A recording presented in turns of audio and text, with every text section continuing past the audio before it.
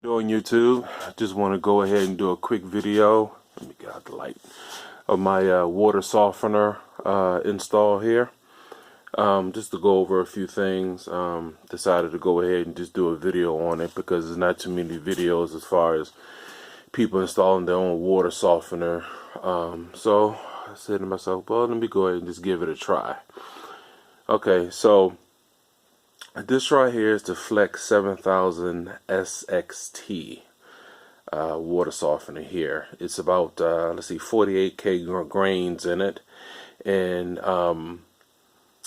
this right here is the actual brine tank, and right here is the control valve. Apologize for the lighting. This particular area was just framed here, and then I had to install the water softener actually pretty quick, so I explain a little bit of that later.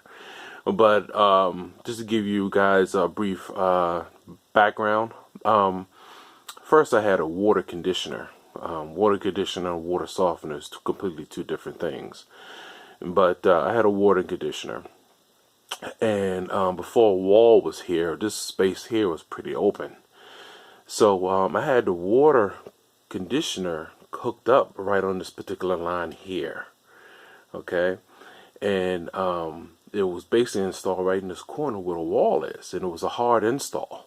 Basically, it was PVC, PVC, CPVC to CPVC install. So when I had the basement framed, I had to go ahead and cut that out because it was in the way of this wall. And I didn't hook it back up because the control valve on that particular water conditioner was acting up and wasn't working right.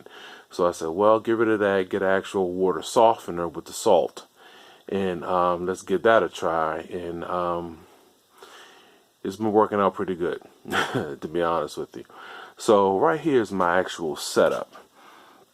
So let me just walk you through it. So I am on well. It's not city. I'm on well water, okay? So, if I pan out just a little bit, you'll see the top and bottom PVC pipes on this particular wall stud. The bottom one here is the water coming in, okay? Once it comes in, it flows through here, and I'll go over this little bypass in a little bit. But it goes through here. Right, here's this filter. This is a big blue filter. Okay, this is big blue, and it goes through here.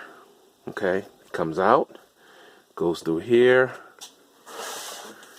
comes in through here to the water softener, gets nice and soft through here, and then comes back out, and comes up through here, and goes up through there, and up through this pipe here and to the rest of the house, and that's it. Okay, pretty straightforward. Alright, just FYI, I can't stand plumbing. I hate it. I will hang drywall all day before I'll go ahead and do plumbing, but paying a plumber $300 to $400 to do this is not feasible in my budget. So I went on ahead and just knocked that out myself. So what has happened here is that you have these shutoff valves. This right here is a bypass. So right now, this particular area right here is shut off. No water's going here, okay? Everything's being forced this way, okay?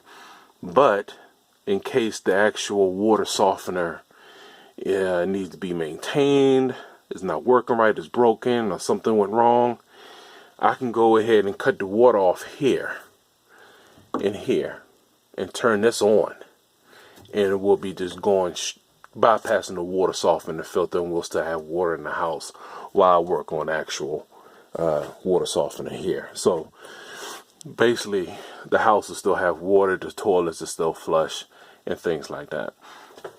Okay, so now, okay, here we go. We have this filter here, right?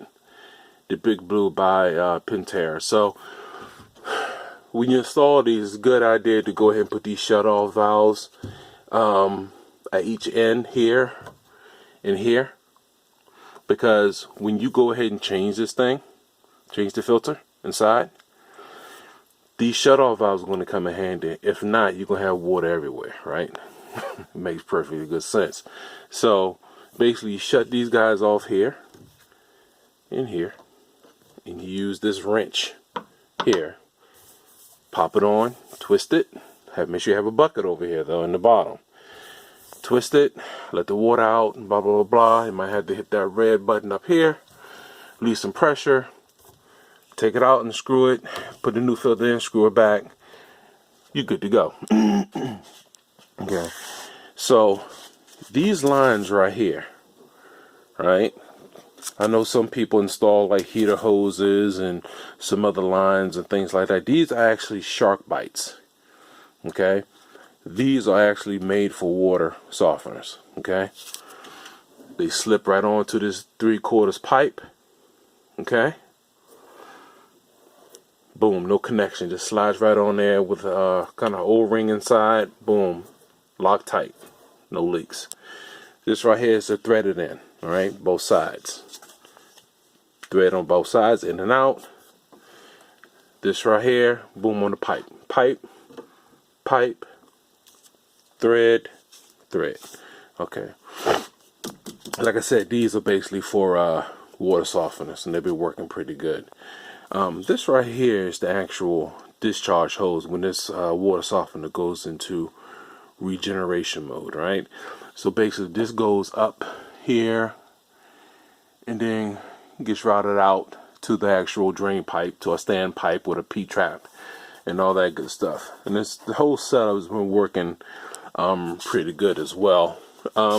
Everything is nice and tight and firm. I might put this back a little bit later on, but right now I have no leaks. I'm kind of self-conscious as far as I mess with anything, I might get a leak, so I definitely don't want that. So you have this little brine line that goes into the brine tank here. This draws water into the tank when it goes into the regeneration phase and pushes water back in and all that good stuff. So this is what it looks like inside. Hopefully I don't drop my phone, but that's what it looks like. And it has salt in there, you just can't see it.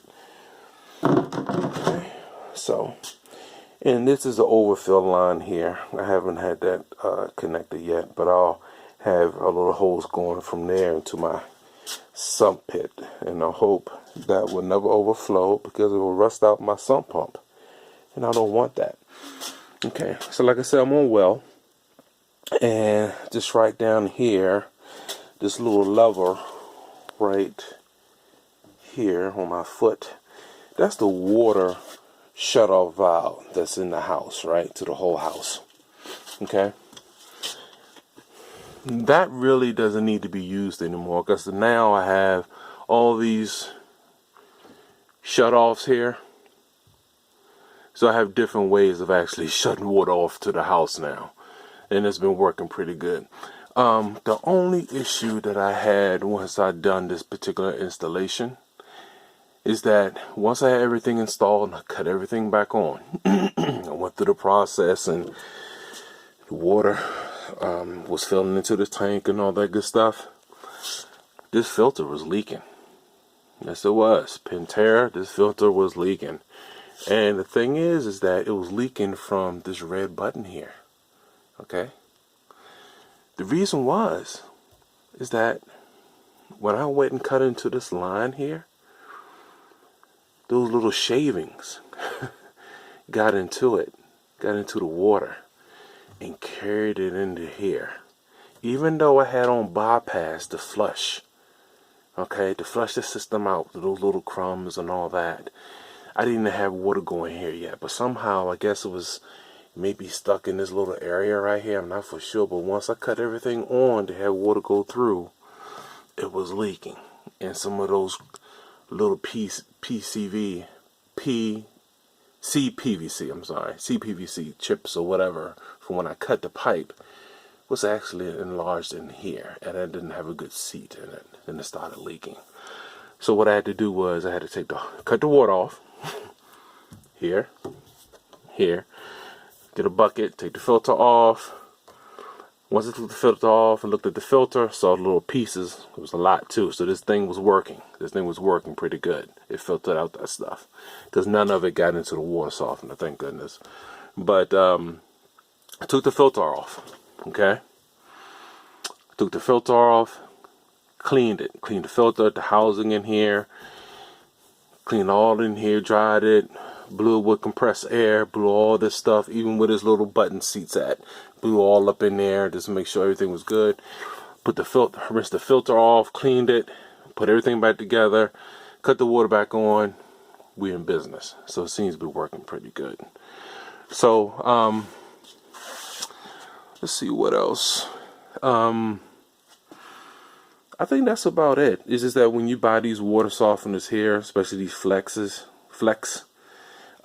they should mark as far as the flow rate. This is 2.4 of your discharge as far as generation, which is pretty good. My flow adapter or my air gap is rated for 7. I mean, so I'm pretty good in that department as well. So like I said, I just want to go ahead and just do a quick video of this particular install here, just in case someone wants to go ahead and install their own water softener. I just highly recommend that if you're on city or well, you go ahead, get a filter, and definitely have some kind of bypass, because your water softener fails and you need to work on it. You don't want to cut the water off into the whole house while it's down. And then especially when you got women in the house, they need to use that bathroom, man. So you don't want to disappoint that. So hopefully this video wasn't too shaky and everything, and hopefully someone will go ahead and use this video as a template and things like that. I'm not going to go into actually programming this water softener here. It's a Fleck 7000, like I stated earlier, made for household homeowners and light commercial as well. They had a little bit of issues with these a few years ago. They seem to straighten it out. No leaks on that as well. Got your bypass valves here for bypassing it if you need to and things like that. But like I said, there's videos for that guy as well. One thing before I let you, before I end this video, one thing I want you to know is that it's a good idea and a good tip to actually put some kind of water softener cleaner in this brine tank, okay? Because this tank is going to be full of air. It's going to be full of a lot of air. And when you fill it up, you might have some germs or something up in there just laying around. There's a good possibility, okay? So there is a product by Pro Products called Sani Systems, or Sani Cleaner, okay? It's made for water softeners and reverse osmosis as well. Actually, I have it in here, and I did a regeneration last weekend, and it worked. Everything, the water came out smelling nice, no chemical-y smell and things like that. It worked pretty good. The thing is that a lot of people say, well, you know, you need to go ahead, you should go ahead and put chlorine in here, and chlorine had the same effect. Chlorine is bad for the resin in here. It's bad. You do not want to do that. Chlorine is bad for it, okay? This product is chlorine free.